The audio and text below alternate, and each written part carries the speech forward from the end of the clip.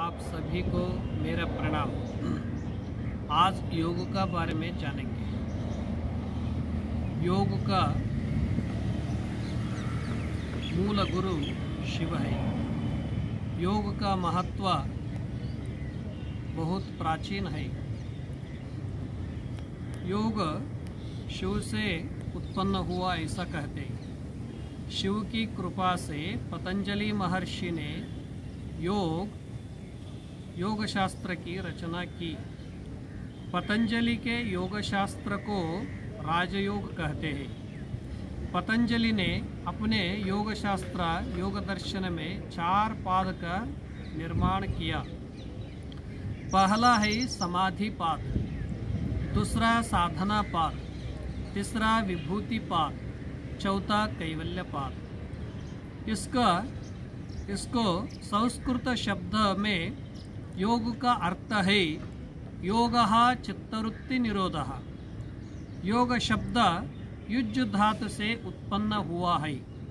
इसका अर्थ है जोड़ना, इकट्ठा करना। इसमें शरीर मन को जोड़कर काम करने को योग कहते हैं। हमारी जीवात्मा के परमात्मा में मिलना को भी योग कहते हैं।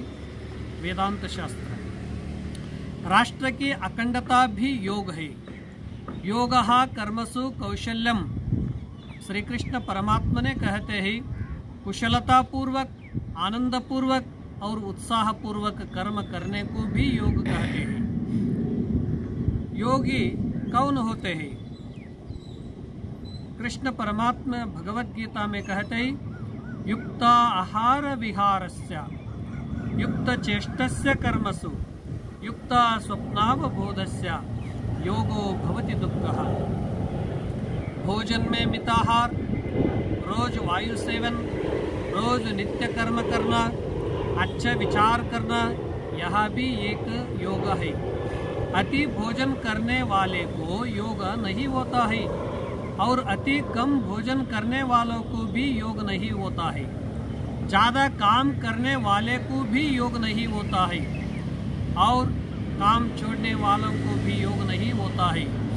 ज़्यादा सोने वालों को भी योग नहीं होता है और जागने वालों को भी योग नहीं होता है।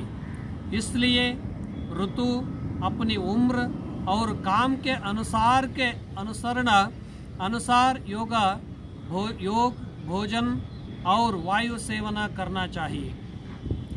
योग के भीतर बहुत शक्ति और सामर्थ्य है। योग शास्त्र प्राचीन काल से है। चित्तवृत्ति निरोधः। चित्त का मतलब अंतःकरण है। समुद्र में कई प्रकार की लहरें आती है। इसी प्रकार हमारे चित्त में भी कई प्रकार के लहरें आते हैं, उठते हैं। हमारे चित्त में कई प्रकार के विचार आते हैं।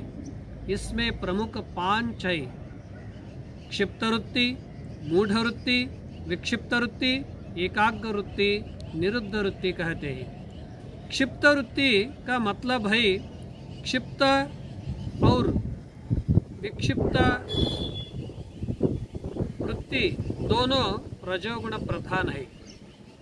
इसलिए मन में वासना और विषय प्रबल है।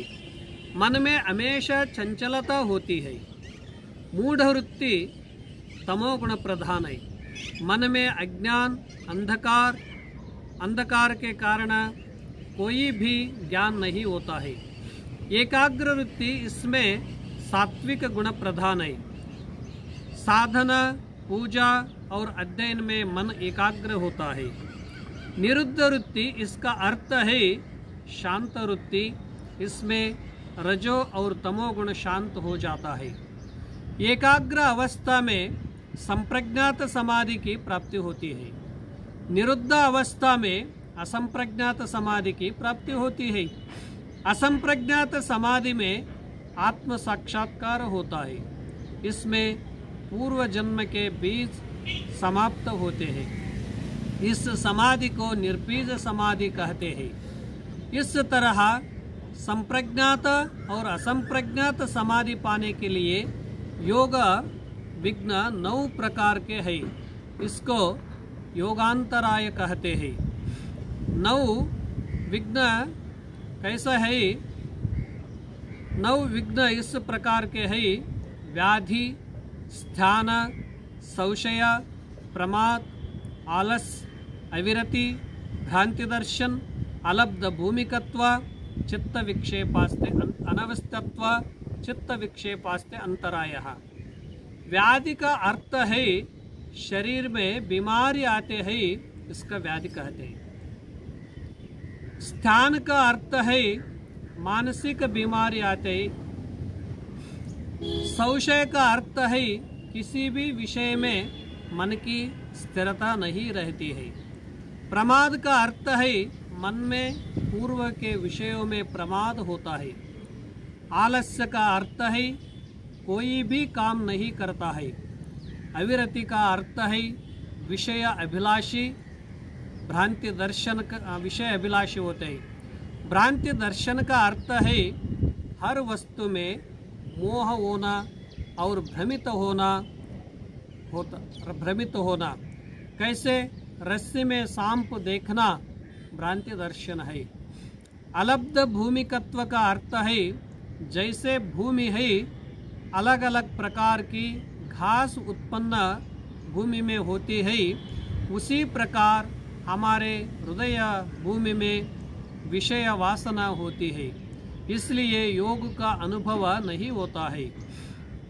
अनवस्थत्व का अर्थ है इसमें ज्ञान का अनुभव नहीं बचता है। इसको जीतने के लिए दृढ़ संकल्प, गुरु वाक्य पर श्रद्धा, इसके आगे का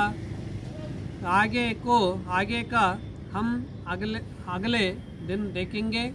इस प्रकार योग शास्त्र बहुत बड़ा शास्त्र है, इसमें बहुत अर्थपूर्ण है।